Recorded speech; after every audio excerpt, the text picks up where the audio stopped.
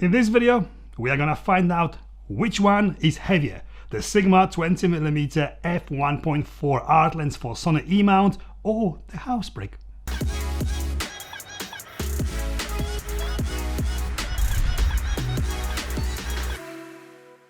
So before we talk about how heavy this lens is, a tiny bit of housekeeping very quickly. It's only 1 week left to the end of the free giveaway for the Novo monopod. So if you haven't seen the video yet, the link is here. Check it out, comment, and you might be for a chance to win that carbon fiber monopod. I'm drawing the winner next video, next week. So good luck with that. And one more very quick one. If you enjoy this kind of content, photography, video, lenses, cameras, reviews, please consider subscribing. Okay, let's go right into this review of this lens, the Sigma 20mm f1.4 art for Sony-E mount. From the moment I have picked the box, I notice it's very heavy. It weighs 950 grams. The value of this lens, it retails for just under £700, 679 pounds at the moment. So it is a little bit cheaper than the Sony equivalent, but it is wider aperture. It comes with a soft case like all art lenses, which is a nice touch to have that storage or transport case with a nice dangly zips. It's beautifully built, just like all art lenses.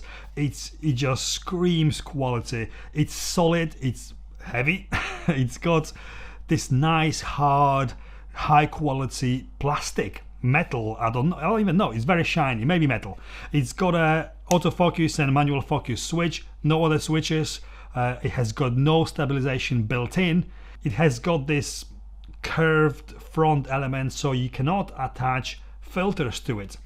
I don't think there is actually a back holder for a filter. There isn't, so there is no way to attach any kind of filters, which we're gonna get to a little bit later. It's just typical Sigma art lens. It has got a little window with a display of the distance, focusing distance, which I do personally like a lot, especially when doing video. I always get it wrong which way to focus the lens, so having those numbers and be able to see that this way is closer, this way is further, and not have to remember it, it helps a lot. I do like it. And let's talk about some technical specs. It has got 9 aperture blades, like most, I think actually all Sigma art lenses, but this one is a little bit different because I really think that this lens has got some character because of that nice bokeh it creates. It has got 27 centimeters focusing distance, so it's not really super close like some wide angle lenses. It's a decent distance, and it is 20 millimeters. I am pretty much used to using 15 to 35 for the real estate property photography. I don't typically take it out as a creative tool. It's literally I use it for interiors, indoors and architecture. I use 50mm a lot. I also use 24-105. So this doesn't actually, well, it does fit within my 15 to 35 range, but I have used it on this test differently. I took it as a prime lens, as an art tool, as a tool to be creative. And from the moment I have put it on a camera, it felt a little bit weird because it is wide angle lens. It somehow feels like I am too far away from pretty much everything, but it's not a problem. This actually is something you get used to shooting this focal length. It is not a versatile lens. It's not a lens for everything. This lens is specifically wide. So let's talk about the performance of this lens. It's got very low distortion. So for doing anything indoors and getting vertical straight is very easy. I can't really see a lot of funny distortion. It's just wide. It is super sharp. Pretty much every photo I have taken, it come out sharp. Even at wider aperture, the 1.4, every single time it gets the focus right where I want it to focus. But it's something about this lens, I presume because I'm not used to shooting a lot with a wide angle like this. It feels like I have got a new camera as soon as I put it on. It's just a different point of view. I talked about this before, and here's another link for you to check out. If you change the point of view everyone or most people expect to see, you're gonna instantly create different and more interesting photos. And this lens, because it's so wide, it gives you that ability to create something different. So going low to the ground, or going higher, or pointing it up at the trees or flowers or people even, it gives you that different point of view, which is great when you are being creative, because it's different. And most importantly, it is actually fun to use, apart from the fact that it weighs as much as the house brick. It is heavy. It's not a lens you would want to carry with you in your hand all day long on your camera, because you're gonna know you've got it. It's exceptionally heavy. For usage with video, the first thing you're gonna know, it is wide. It is a wide aperture lens, 1.4, but you can't use it at that wide aperture outside unless you start cranking up the shutter speeds and losing that natural motion blur. On a standard setting, shooting at 24 frames per second and the shutter speed of 1/50th of a second, this lens is too bright at 1.4. You have to close the aperture to control the brightness, because you cannot attach the ND filter to it. Yes, it's a great lens for video, but you cannot use it really easily at wider apertures.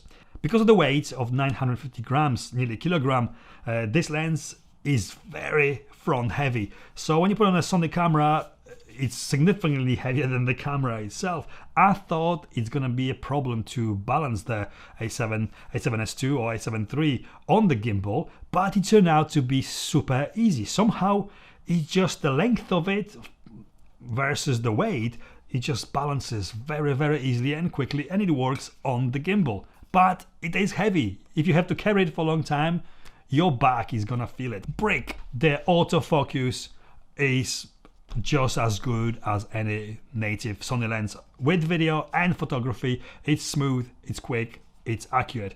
It just works as any native lens. Who is this lens for? This lens is definitely not for anyone who is into run and gun photography or videography. It's just too heavy. It looks great, it's creative, it's fun, it's sharp, it focuses well, but it's not the lens to carry with you on the camera or with you all day long. It's just too heavy. Did I say it's too heavy? I think it is too heavy.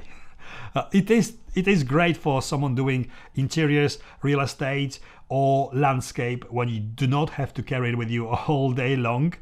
So landscape photographers, maybe not someone who has to trek for miles to get to that location, but somewhere you can drive to and put this on your camera and on the tripod and enjoy the immense quality of this glass. It's also for creatives, for people who want to be creative with their photography and want to shoot something bit different, not expected, or different points of view than your usual 50mm, 85mm. This gives you that different point of view, different view of the world. So for that, it is very, very, very good creative tool. The conclusion is that this lens is very, very well built. It's superb quality. That is just outstanding how sharp this lens is in photography and video, but it is too heavy. Why, Sigma, did you have to make this lens so heavy? The new Sony 20mm f1.8, it's only third of the weight of this. The same focal length, but significantly lighter than a Sigma. So I don't know why most of our lenses are this heavy. I do like heavy lenses, and although my first reaction was that it's not gonna be any good, the first reaction was it's too heavy. I think I've learned to love this. I would definitely have this lens in my camera bag because it's outstanding quality. But if you are someone who needs to move a lot, someone who has to carry the camera throughout the event day, long time, I don't think this lens is for you then. So this is it from me. Thank you for watching this video.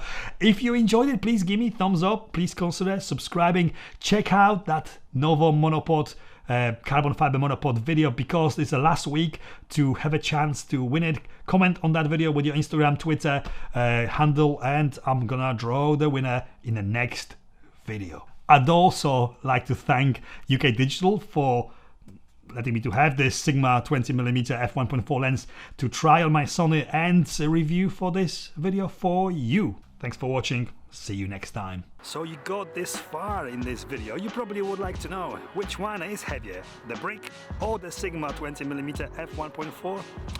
Well, the brick is heavier.